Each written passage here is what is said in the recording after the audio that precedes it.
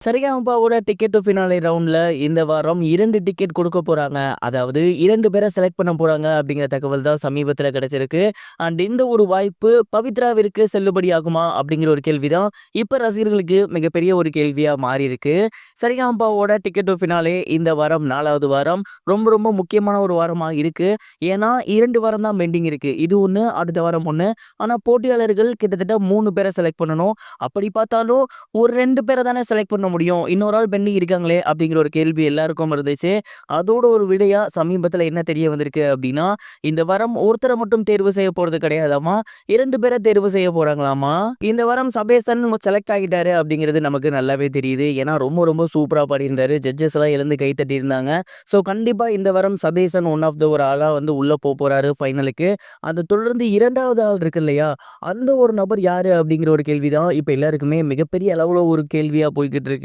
ஏன்னா உள்ளார மட்டுமே இனியா இருக்காங்க, பவித்ரா இருக்காங்க, செந்தமிழன் இருக்காங்க. இவங்க 3 பேருமே பீப்புள்ஸ் ஃபேவரைட் அப்படின்னே சொல்லலாம். இவங்க 3 பேத்துல யாருப்பா அந்த இன்னொரு நபர் அப்படிங்கிற ஒரு கேள்வியும் இருக்கு.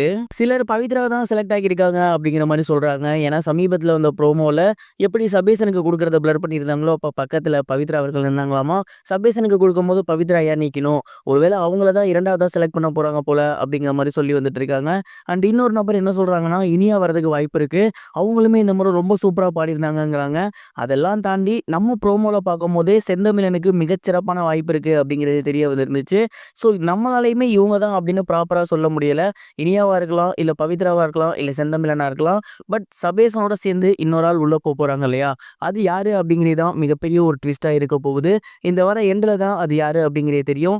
எனக்கு தெரிஞ்சு கண்டிப்பா செந்தமிழனா இருக்க வாய்ப்பு இருக்குன்னு நான் நினைக்கிறேன். நீங்க என்ன நினைக்கிறீங்க? பவித்ரா உள்ள போக வாய்ப்பு இருக்கா?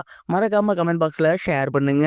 இது ஒரு புறம் இருக்க, ரஜினிகாந்த் அவர்களோட ஜெயிலர் 2 படத்துல சந்தானம் அவர்கள் காமெடியனா கிளம்பிறங்க போறாரு அப்படிங்கிற தகவல் வெளியாகி சாண்டாவோட ஃபேன்ஸ் எல்லாருக்குமே பயங்கர ஒரு ஹாப்பினஸை ஏற்படுத்தியிருக்கு அப்படின்னு தான் சொல்லணும். நெல்சன் அவர்களோட இயக்கத்துல சூப்பர் ஸ்டார் ரஜினிகாந்த் அவர்களோட நடிப்புல 2023ஆம் ஆண்டு ரிலீஸ் ஆகியிருந்த படம் தான் ஜெயிலர். அந்த ஒரு படம் ரசிகர்கள் மத்தியில மிகப்பெரிய ஒரு வரவேற்பு பெற்று 600 கோடிக்கும் மேல வசூல் இருந்துச்சு. அதன் தொடக்கமாக இப்ப அதோட 2வது பாகம் எடுத்து வந்துட்டு இருக்காங்க. இதுல சந்தானம் ரொம்ப ரொம்ப முக்கியமா காமெடி கேரக்டர் பண்ண போறாரு அப்படிங்கிறது தெரிய வந்திருந்துச்சு. ஏற்கனவே யோகி பாபு இருந்தாரு. பட் இந்த படத்துல சந்தானம் இருக்க போறாரு அப்படிங்கிறது தெரிய வந்திருக்கு. ஏற்கனவே ரஜினிகாந்த் சாரோட எந்திரன் படத்துல இவங்க காமெடி பண்ணியிருக்காங்க. அதை தொடர்ந்து லிங்கா படத்துலயுமே இவங்க காமெடி சூப்பரா இருந்துச்சு. இதோட 3வது படமா அவங்க 2 பேரும் ஒன்று சேர போறாங்க. சமீப காலமா சந்தானம் ஹீரோ பண்ணி வந்துட்டு இருந்தாரு. சிம்பு அவர்கள் கூட சேர்ந்து காமெடி பண்றேன் அப்படின்னு இருந்தாரு. அந்த படம் டிராப் ஆகவுமே சூப்பர் ஸ்டார் ரஜினிகாந்த் அவர்களோட சேர்ந்து ஜெயிலர் படத்துல மீண்டும் அவரோட எப்பவும் போல கேரக்டருக்கு திரும்ப போறாரு.